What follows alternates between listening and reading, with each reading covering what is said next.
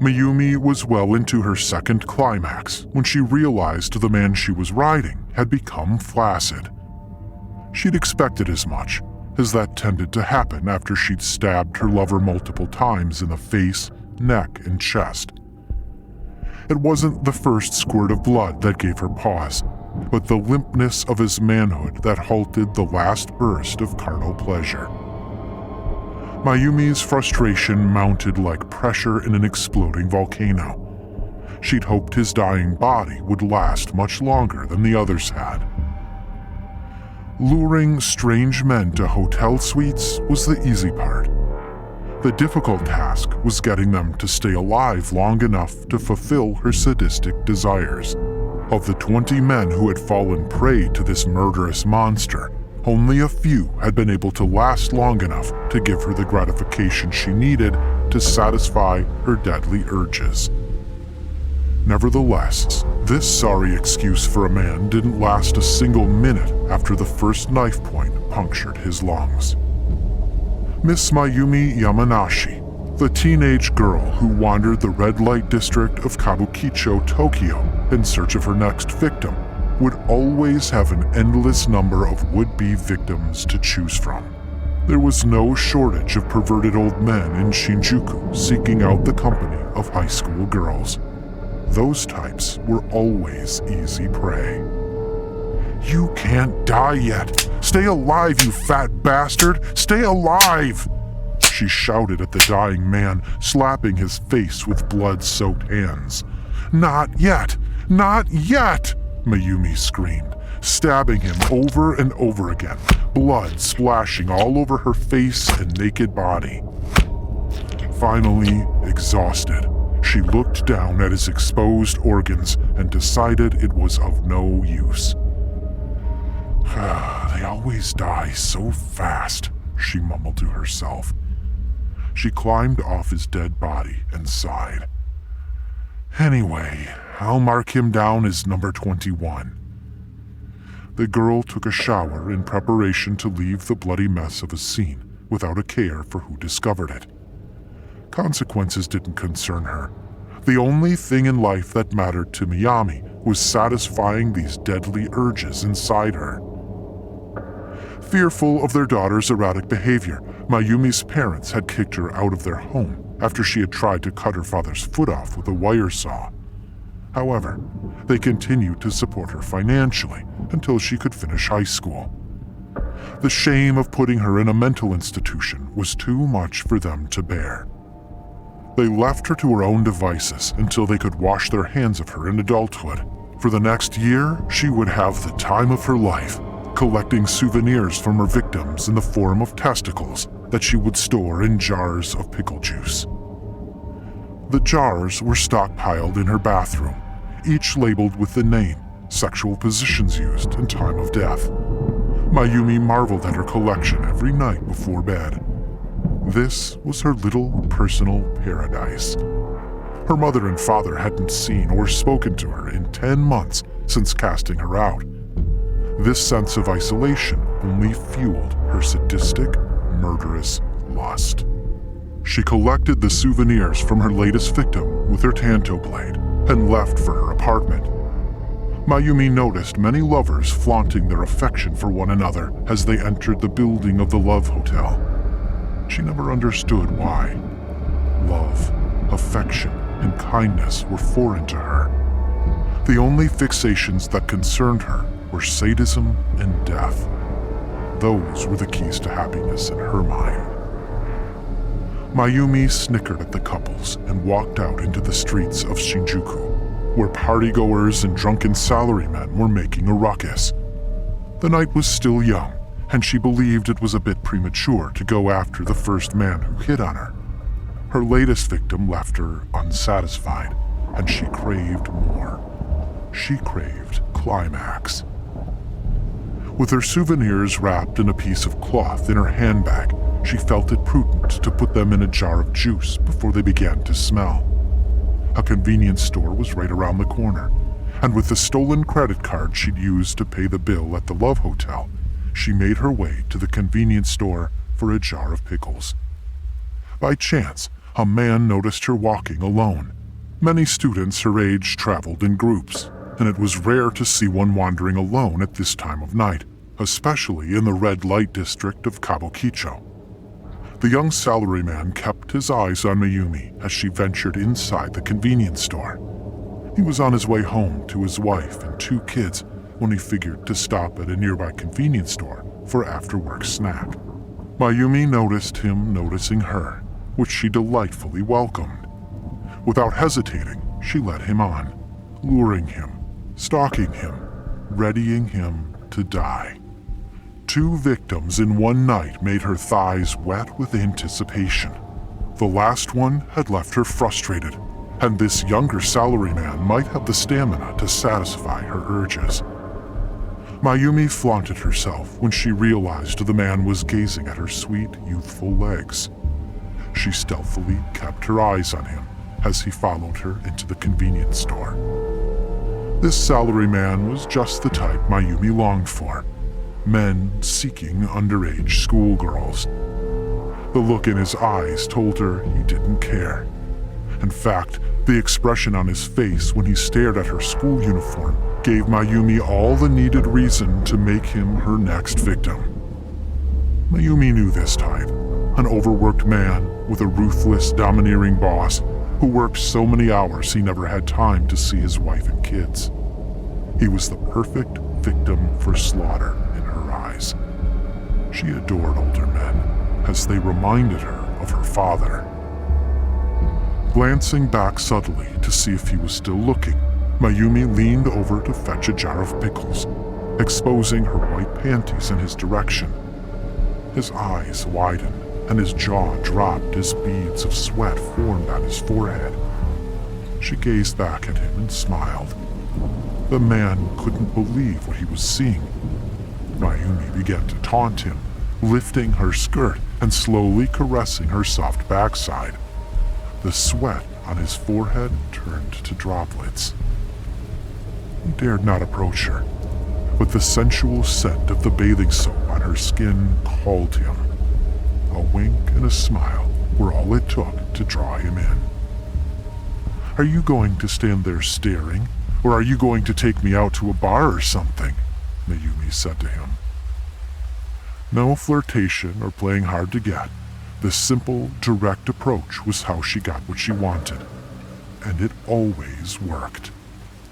A bar?" the man laughed. "Well, how old are you?" he questioned nervously. "Old enough to grab your attention, or should I say, young enough to grab it. Now, are you going to take me out or not?" Mayumi asked more seductively. "Oh, sure," the man stuttered. Before leaving with him, she journeyed to the alleyway beside the convenience store. She had to ensure her souvenirs got treated as soon as possible. "What are you doing?" he asked, following her into the alley. "I'm just peeing. I'll be there soon," she said. "You can pee at the bar," the man retorted. "Please, just wait," she said sternly, hastening her efforts to close the jar. Upon completing her task, Mayumi grabbed the man's arm and leaned her head against his shoulder as they walked along, side by side. The excitement in the man's loins was overpowering his better judgment. He knew not what would befall him if he stayed this course. Nevertheless, the call of an innocent young girl wanting to be penetrated was all that embodied his thoughts. Primitive lust had him now. They entered a local bar, where they sat in a dark area hidden from the view of the other clubbers, who were drinking and having a good time. Her fake ID served her well in getting into places that would usually be off limits. After multiple shots of whiskey and sake, Mayumi, with the look of madness in her eyes, stared at him as if he were a meal. "So, are you going to tell me your name?" she asked. Swallowing a shot of sake, the man ogled at her nervously. "I'm Katsuhiro. And you?" His gaze then focused on her smooth, silky thighs. "You don't need to know my name, do you? You just want to fuck me, right?" "What?" His eyes lit up in shock. You heard me. You want to fuck me, don't you? You want to penetrate my teenage body, don't you? Katsuhiro stared at her in disbelief. Well, yes or no? Yes, he said shyly. Then let's go, come on, Mayumi said with a sadistic grin. Katsuhiro took the last glass of sake and gulped it down before grabbing Mayumi and leaving the bar. With police surrounding the love hotel she'd just left, Mayumi did her best to avoid being seen. She pulled Katsuhiro in the opposite direction toward a taxi to take them to another hotel some miles away. She hid her handbag under the seat in the cab and stared at Katsuhiro without blinking. How much do you charge? Katsuhiro asked to the shock of Mayumi. What the hell are you talking about? She bellowed. You're going to charge me for this, aren't you? She gritted her teeth. I'm not a prostitute, you idiot. I'm just looking for satisfaction. Oh, I'm sorry. Please, forgive me. He put his hand in his lap and bowed. If you insult me like that again, I'll slice your fucking throat open, Mayumi whispered. Oh, what was that you said? He asked, unable to make out exactly what she had said. I said, please respect me, and I'll give you everything you've ever wanted. I'll make you feel as if this were the last night of your life. Mayumi had a devilish gaze in her eyes that Katsuhiro didn't quite notice. Mayumi smiled and gazed out the window, contemplating just how long this man would last. Hopefully, he'd give her the pleasure she longed for. Katsuhiro moved closer to her and slid a hand under her skirt. Mayumi closed her eyes and opened her legs wide, welcoming his touch. The taxi driver looked in his rearview mirror and caught a glimpse of what they were doing. Don't look at us. Pay attention to the road, said Katsuhiro. The pitch of his voice startled Mayumi. With a murderous gaze, she grabbed a wire saw out of her bag and wrapped it around the driver's neck. Is it your wish to die tonight? She asked, showing her teeth. The driver momentarily lost control of the car, struggling to steer in the right direction. She loosened her grip on his neck. Tell me, you old fuck, do you want to die? She asked again. Oh, no, said the driver fretfully. Then don't look at us again. Don't look at me, understand? Katsuhiro gazed at Mayumi in horror. What are you doing? Are you insane? Katsuhiro shouted. She sighed before removing the wire from around the driver's neck. I'm sorry, I just really hate it when people don't mind their own damn business. Mayumi sat back, took Katsuhiro's hand, and placed it between her legs. The feeling of her soft teen thighs washed away his concerns. They stopped at another love hotel outside the area and exited the taxi. Mayumi got out of the taxi and walked toward the hotel. As Katsuhiro paid the driver, he was met with a pleasant surprise as Mayumi's panties hit him in the face. Come and get me, she said, lifting her skirt to reveal her soft, perfect nude backside. Mayumi ran into the hotel giggling, while Katsuhiro gave chase. The forbidden fruit was calling to him, and it would be his undoing.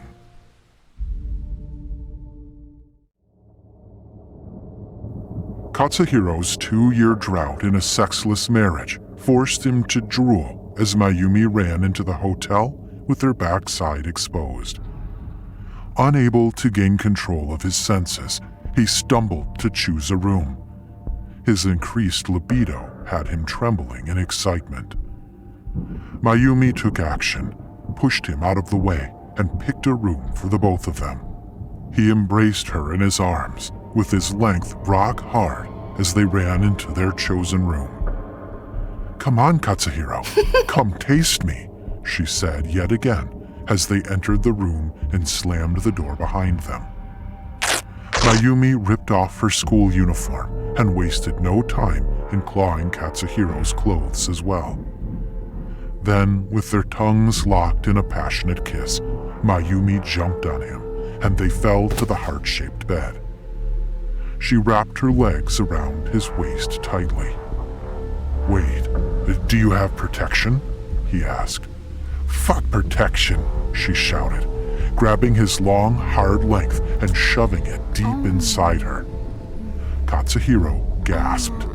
The feel of her paralyzed him with pleasure.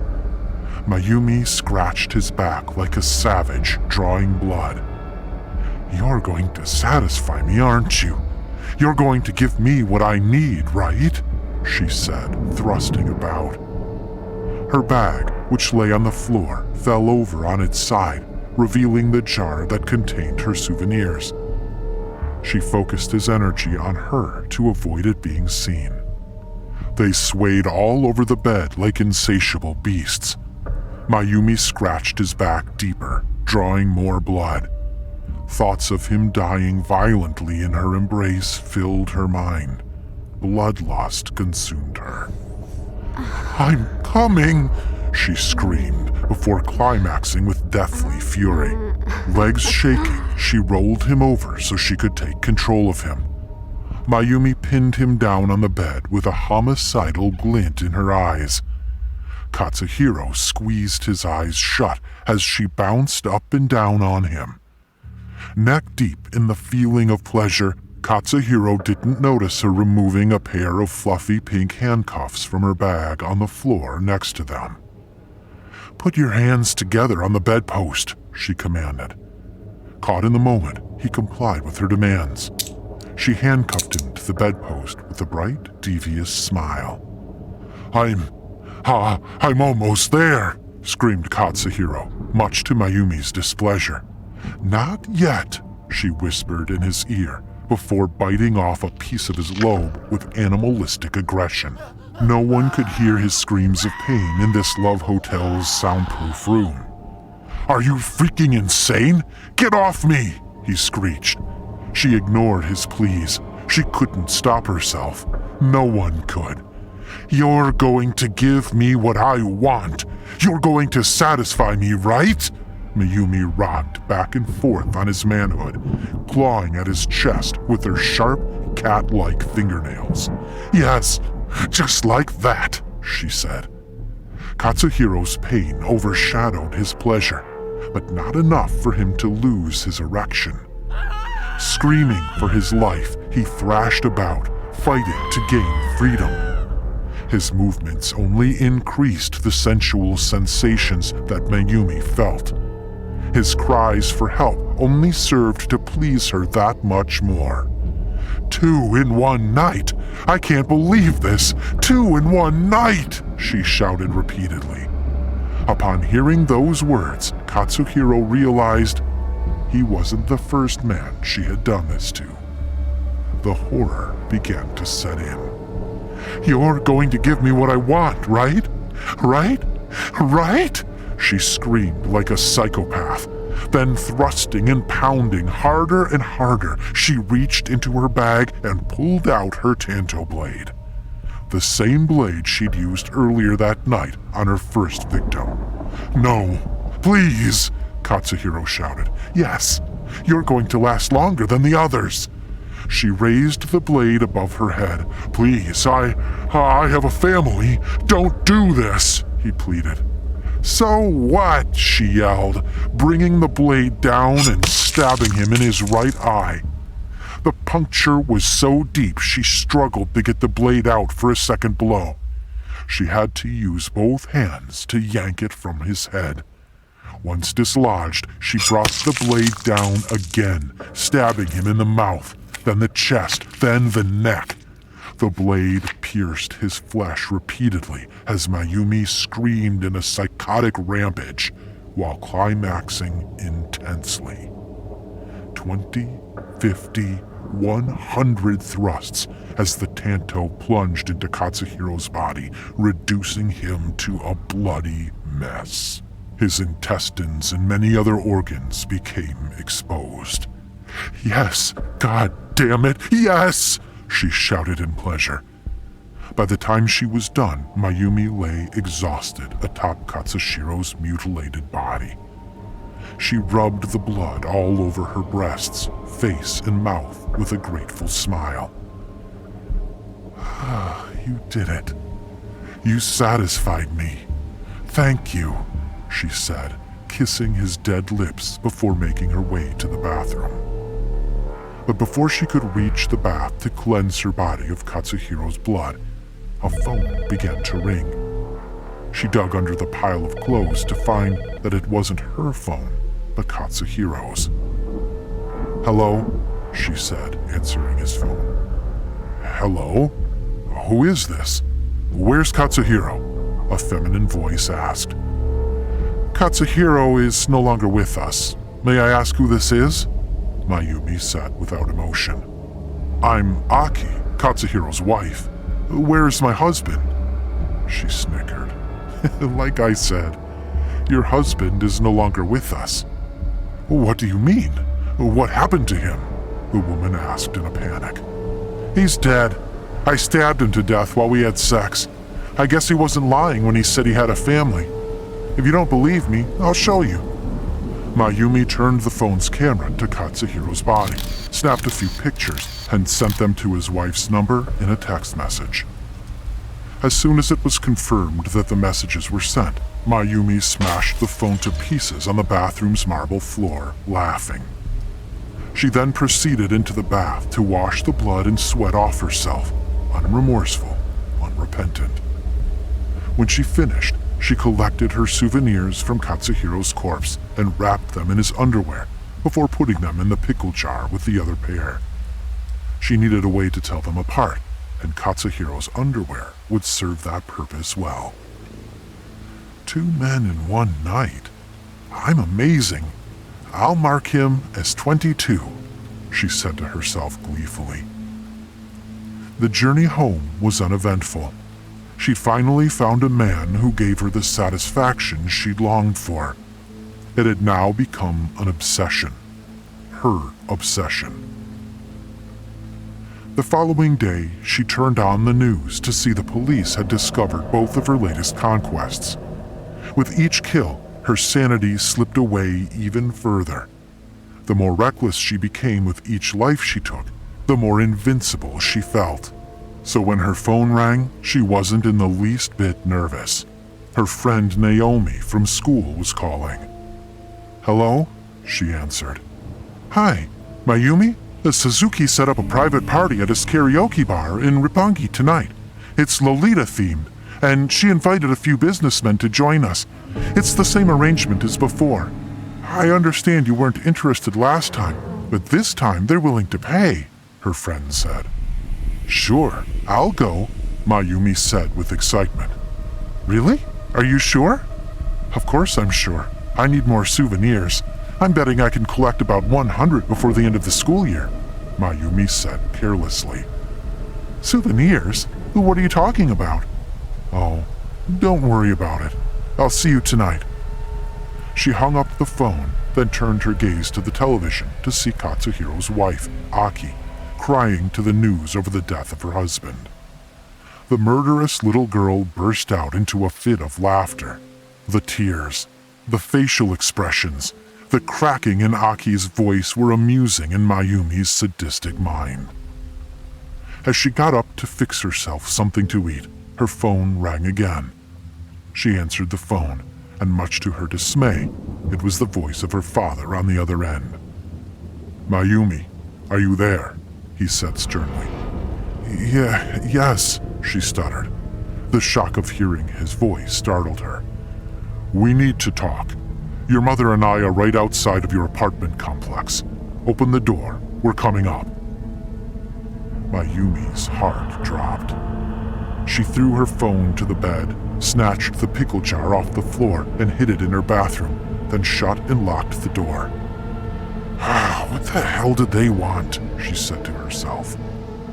Mayumi calmed herself before reaching the front door. She didn't want her parents to start asking questions she wouldn't be able to answer. The girl cleared her mind and breathed slowly, preparing to let them in.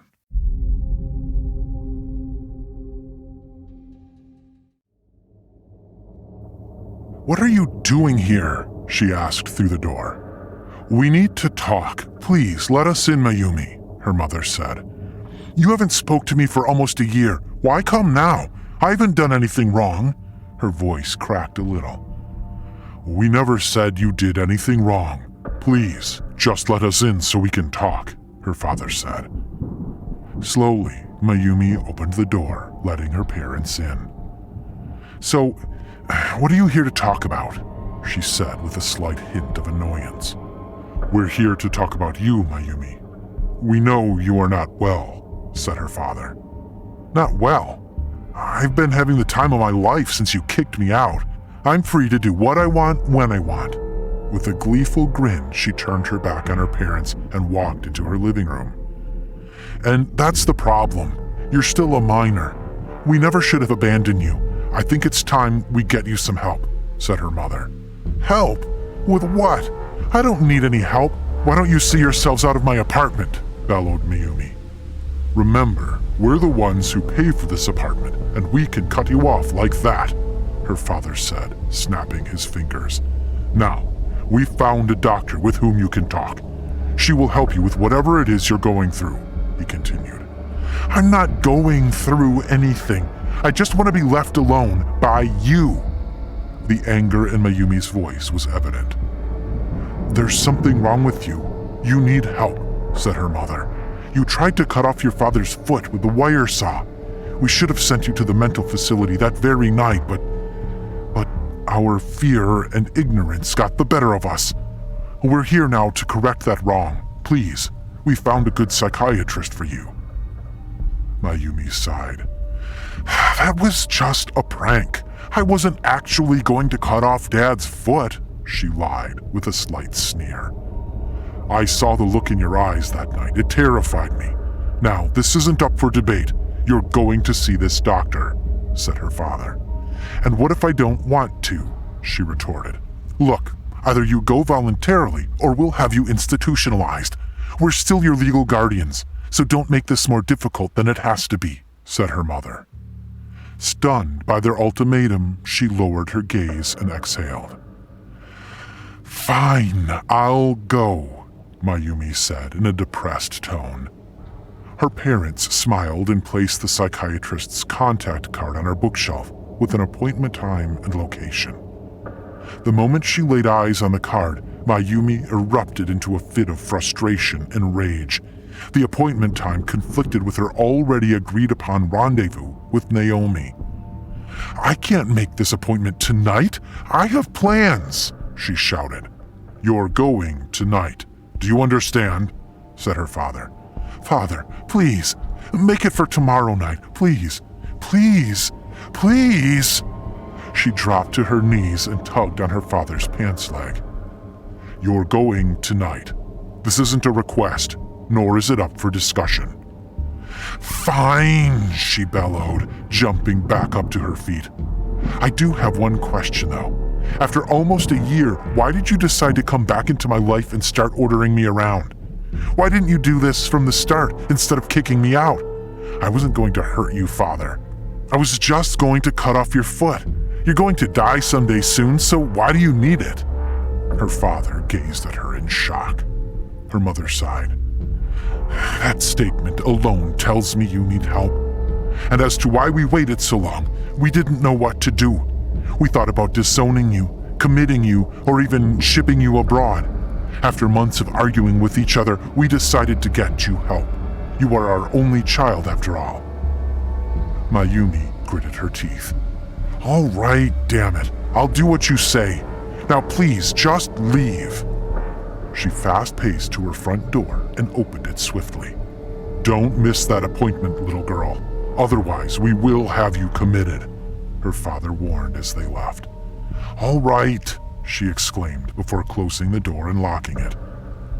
She looked out the window to make sure they were gone.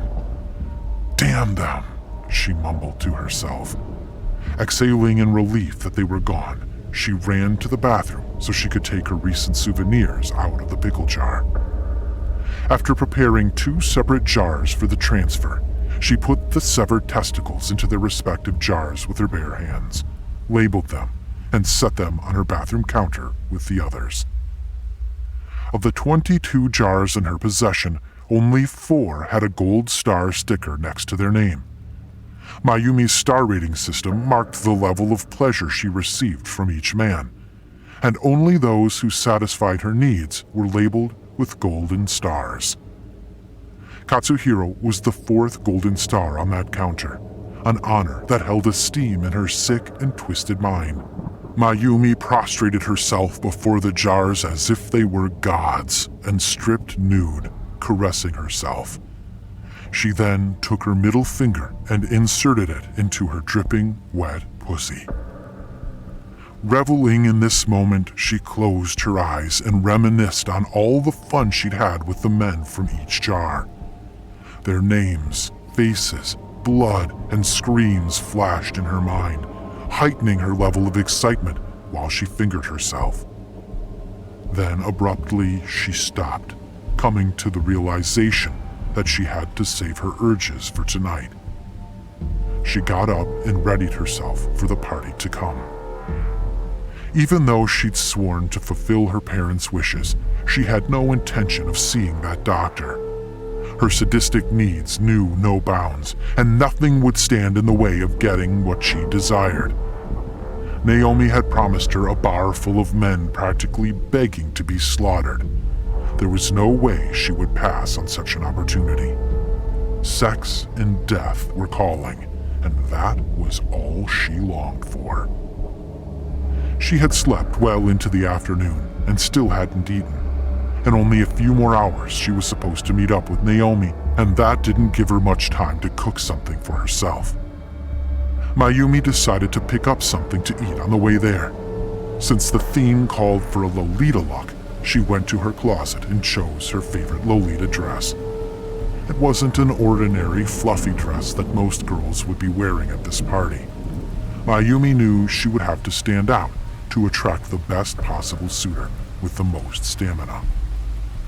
She ravaged her closet until she'd found the dress that piqued her interest.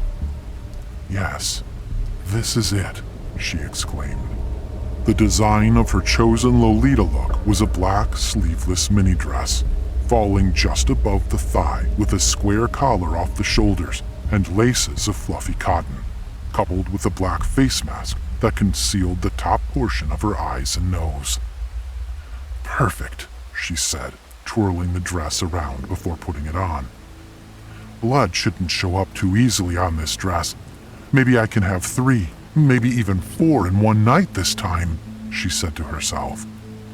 She donned the dress and applied dark mascara and black foundation around her eyes. To match, she put on heavy black lipstick to complete her gothic look persona, as it matched her personality perfectly. As she put the final touches on her makeup, her phone dinged with a text from Naomi. "See you there in 1 hour," the message read.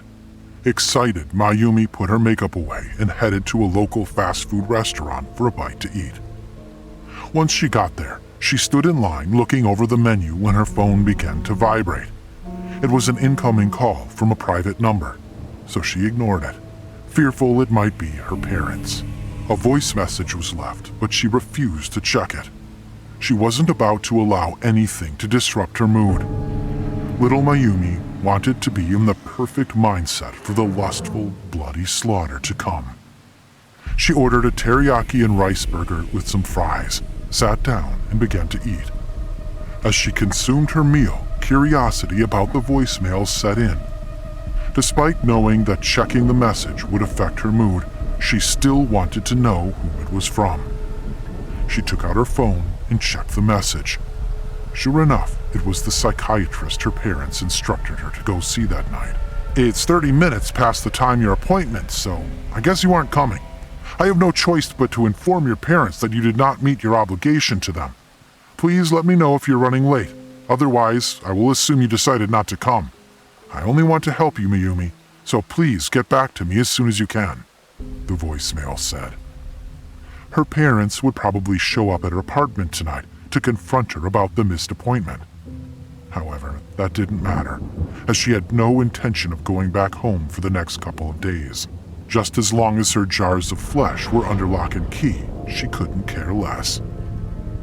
What she needed was to find a man willing to take her to his home so she could lie low for a few days.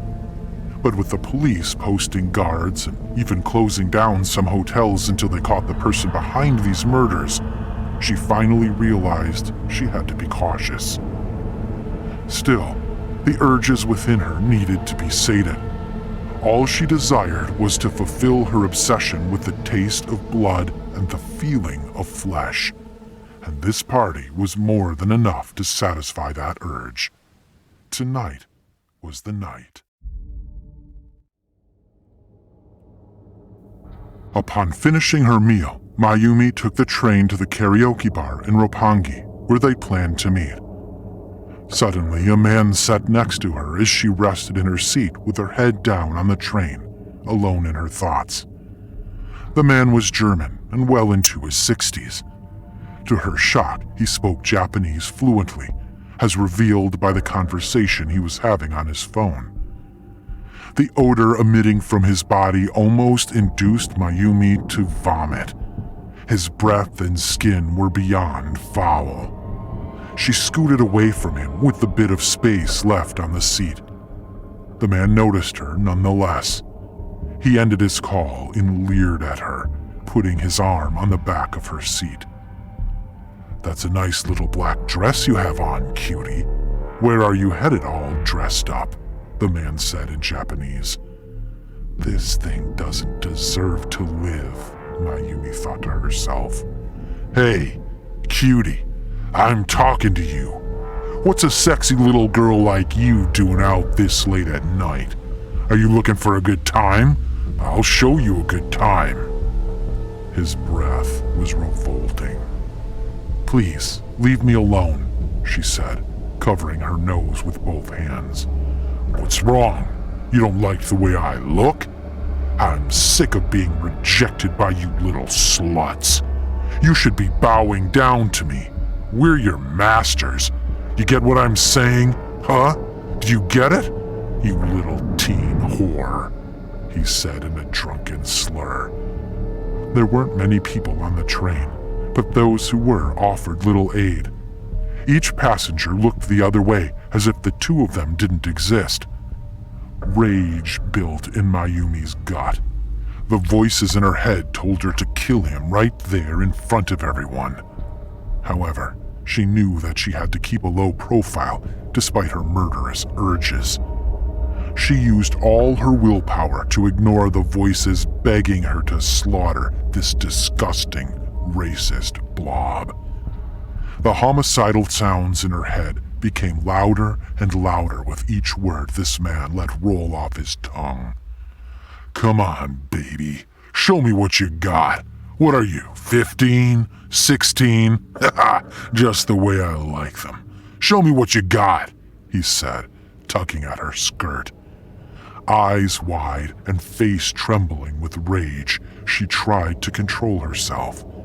But when the outside of his hand stroked her leg, she'd had enough. "Let's get off here," she said in an alluring tone. "Really? You're not messing with me, are you? Do you want me or not?" she said vivaciously. "All right, let's do this," he said with eagerness. The train stopped and they both exited. "Down this way." She jumped onto the train tracks and walked down the dark corridor. The man followed cautiously. "Aren't there cameras around here? What if a train comes? Why don't we just go to a hotel?" Before the man could utter another word, Mayumi turned around and stabbed him in the throat with her tanto blade. "Die, you piece of shit!" She twisted the blade as blood oozed down her hand and arm. "Die!" she yelled, stabbing him over and over. "No! Stop!" The man gargled up blood. Mayumi stabbed him in the temple of his head, hurrying his death. As he took his last breath, Mayumi grabbed some handy wipes out of her bag to clean up the blood from her face, hands, and blade. "You're not even worth a jar, you fat, smelly, subhuman fucker," she scoffed, leaving him there for dead. Since her train stop was only a few blocks away, she decided to walk there to meet Naomi. She was sure no one would find the man's body until morning. "Mayumi, you made it!" said Naomi in delight as Mayumi entered the bar. "Your dress looks beautiful," said Mayumi, surveying her friend. "I'm glad you brought a mask with you. Everyone in there is wearing one. I'm the only idiot who doesn't have one," said Naomi. "No worries. I'm sure the businessmen in here will love your pretty face. Now, let's go hunting," exclaimed Mayumi with zeal. "Hunting? I mean, let's go party," Mayumi giggled. As they entered the private karaoke party, Mayumi noticed there wasn't a single guy in the place below the age of 50, and many of the girls were a lot younger than both Naomi and her. "Go and mingle, Mayumi. Don't be your usual prude self," said Naomi. A man around 60 years of age took Naomi by the hand and left for a separate room. Mayumi scanned the room in search of her next conquest, like a hyena scouring the open field for its prey. "None of these men look like they have much stamina," she said to herself. "I like your dress. Did you make it yourself?" said someone behind her in a high-pitched voice as if they were trying to disguise their true tone. She turned around to see a man completely covered, as if he'd pulled a giant black sock over his face. "Are you able to see in that thing?" She gazed at him with a strange expression. "Yes, of course. I see everything. I even see how sad you are. I see something within you, something hidden, something you may not want people to know." "Oh?" She cracked a half smile. "Yes, I see your obsession. You wish to find love, tenderness, human comfort. I can provide that for you." Mayumi grinned fully. "Your voice sounds kind of familiar. What's your name?" Yoshi. And yours?" "Mayumi." "That's a lovely name. Well, what brings you to this?" "Want to get out of here? Want to go to your place?" she said, cutting him off. The man was taken aback by her bluntness. "Yes, sure, lead the way," he said reluctantly. "Wait a minute. This place has many private rooms to choose from. How would you like to use one of them?" she asked. I guess so." "Then let's go upstairs." She grabbed his hand impatiently. "I'll get 5, maybe even 10 tonight," she whispered to herself. "Here, how about this room?" said Yoshi. "Sure, it doesn't matter to me." Mayumi dragged him inside before shutting and locking the door. "Wait, there's something I have to tell you before we go any further," Yoshi said in haste. "Whatever it is, it can wait." She threw him onto the bed. "Leave the mask on. It's better if I don't have to see your face." "Wait, Mayumi, listen." "Stop talking." She pulled out her handcuffs and bound his hands to the bedpost. "Mayumi, stop it." "I'll never stop. I can't stop. Not until you've satisfied my needs. You don't even have to pay me. Just give me what I fucking want," Mayumi said, further displaying her fall into madness. The consequences of killing this man in a building full of people never crossed her mind. By now, she didn't care if she got caught, as long as her needs were sated. She pulled his pants halfway down to see his erection. Mayumi ripped off her panties and jumped on top of him, hands shaking. Her excitement was so unparalleled that she couldn't stop trembling. "No, stop!" he screamed. "Oh, that feels so good," she moaned, lowering her body down onto his erect cock. "Oh, shit, I'm about to come already." She swayed her body back and forth. He struggled to get her off, but she had him pinned. Riding him with relentless fury, she climaxed quickly, squirting her juices all over him. "You have to stop this," he screamed. But it was too late. Her sadistic lust had taken over completely. "Oh, it's time. Oh, it's time," she moaned, scratching at his chest. She then reached into her bag and grabbed the tanto blade to to complete her ritualistic kill. Raising the blade above her head, she closed her eyes so she could feel his death between her wet thighs. As she readied to plunge the blade toward the man's neck, he broke free, reached under the pillow, took hold of a large butcher knife, and stabbed Mayumi in the stomach. Shocked, she dropped her blade and rolled off the bed, gasping for air. The man removed the broken handcuffs and his mask. Disbelief paralyzed her at the sight of his face. This man wasn't some stranger named Yoshi, but her father. "Oh, Dad," she stuttered, teary-eyed. "Yes, Mayumi, it is me." "But how?" Blood leaked from her gut. "I knew about you this whole time, Mayumi. I knew you were a killer. I knew you murdered all those men. I knew you were going to be here tonight. I tried to save you. I told you to see that psychiatrist because I knew you would kill again. I loved you with all my heart, and I didn't want to see you rot in jail for the rest of your life. As soon as that psychiatrist told me you didn't show, I knew what would happen. I blame myself. Instead of just moving you out of our home, I should have had you committed. I came here tonight to this very room. I cut a gap in the bedpost so that I would be able to get free, and I hid a knife under one of the pillows." "How did you find out about me?" she gasped for air. 9 months ago, I came to your apartment to talk to you, but you were already on your way out. I followed you and watched. Your first kill was in an alleyway, and it was gruesome. For months, I struggled with this knowledge. It wasn't until today that I decided to do something about it. If I had acted sooner, all those people would still be alive.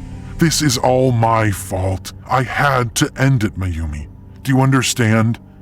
It was my responsibility to end this," her father confessed tearfully. "Thank you, Dad. Thank you for stopping me. I can die knowing my desires were satisfied. I only wanted you, Dad. Only you. With my dying breath, I will say this. I wanted to cut off your foot because I was jealous. I wanted you for myself. You denied me. I had to make you pay somehow. But now, tonight, I finally had you. I can die happily, Dad. Thank you for giving yourself to me. I can die happy," she confessed, taking her last breath before dying on the floor. With tears running down his face, he pulled the knife out of his daughter's stomach, picked her up, and placed her on the bed. "Only one more thing left to do," he said, hands quivering. He took Mayumi's tanto blade and fell to his knees. He elevated the blade to eye level. "I love you, my daughter, Mayumi," he said, before shoving the knife into his abdomen and slicing from left to right. He flopped violently to the floor, grabbed his daughter's dead hand, and held it tightly. They lay there in a pool of blood, having died together, father and daughter, all sins paid and forgotten.